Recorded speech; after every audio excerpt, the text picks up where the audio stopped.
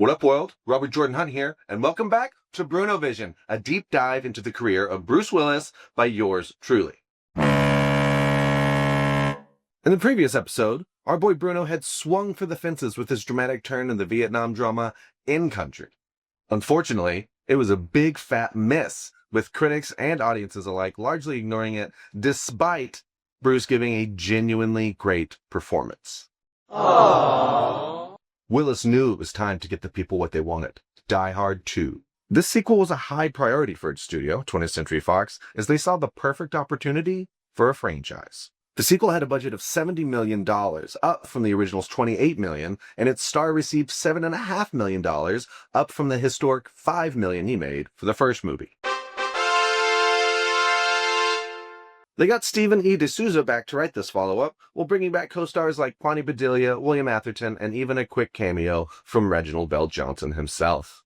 In fact, the only major creative voice not to return was director John McTiernan, who was busy making another future action masterpiece with The Hunt for Red October.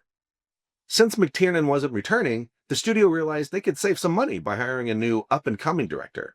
Luckily for us, that director turned out to be Rennie Harlin, fresh from another successful sequel, A Nightmare on Elm Street 4, The Dream Master, and would later go on to direct Cliffhanger, Alone Kiss Goodnight, and Deep Blue Sea. That's what's up. Harlan had just proved that he could successfully jump into a franchise and deliver exactly what the studio and audiences wanted. So, hope was high that he could do it again.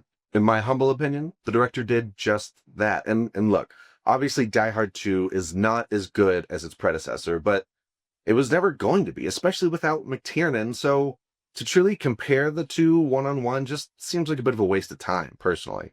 Instead, I just view Die Hard 2 as the extremely entertaining 90s action sequel that it is. More is better is the official theme of this flick, with more action, more squibs, and so many more one-liners from our leading man Beto. The movie also just acknowledges how ridiculous the idea of the same shit happening to the same guy twice is truly insane, which just makes me love it all the more. Okay. The plot follows a group of mercenaries, including a young Robert Patrick and John Leguizamo, as they hold an entire airport hostage while planning to rescue a drug lord from custody, played by the legendary Django himself, Franco Nero. Now, what actor would dare take over the main bad guy role after the masterful Alan Rickman? Why, that would be William Sadler, of course. That's right, the guy who plays Death in the Bill and Ted movies is this film's big bad. And you know what? He's good. Again, I think it's just silly to even try to compare to Rickman's Hans Gruber. Besides, Sadler and the screenplay wisely don't even try to replicate that Rickman magic. Instead, Sadler plays the Colonel as a cold, calculating, and extremely buff killer. Sadler's one of the all-time great character actors, and watching him play a complete psychopath here is honestly a real blast. Although I admit his mantra of, "We've got you. We've got you," as he intentionally crashes a plane full of passengers into the runway, is chilling, to say the least. The action is extremely well staged thanks to Harlan's direction, and the bigger budget is apparent throughout, with some great practical effects and stunt work. Die Hard 2 can hold its head up high with other 90s action sequels like Lethal Weapon 2, 3, 4, Predator 2, or even RoboCop 2 if you're a sicko like me. As for old Bruno, my man shows up for work. He doubles down on the charisma and gives a perfect action star performance, ensuring that the bad guys do indeed die harder.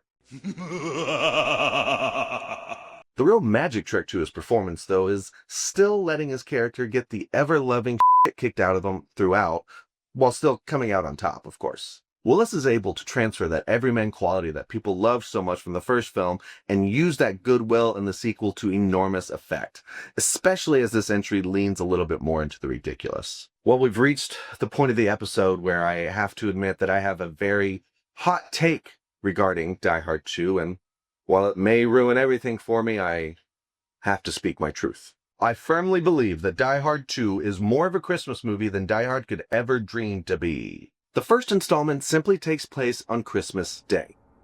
This is the sole reason why we, as a society, crumble into darkness arguing over the fact of whether or not Die Hard is a Christmas movie. Die Hard 2, however, rockets past the original by not only taking place during Christmas, but highlights the nightmare of traveling, the horrors of your in-laws, and even showcases the goddamn bad guys carrying weapons in Christmas presents. I mean, come on!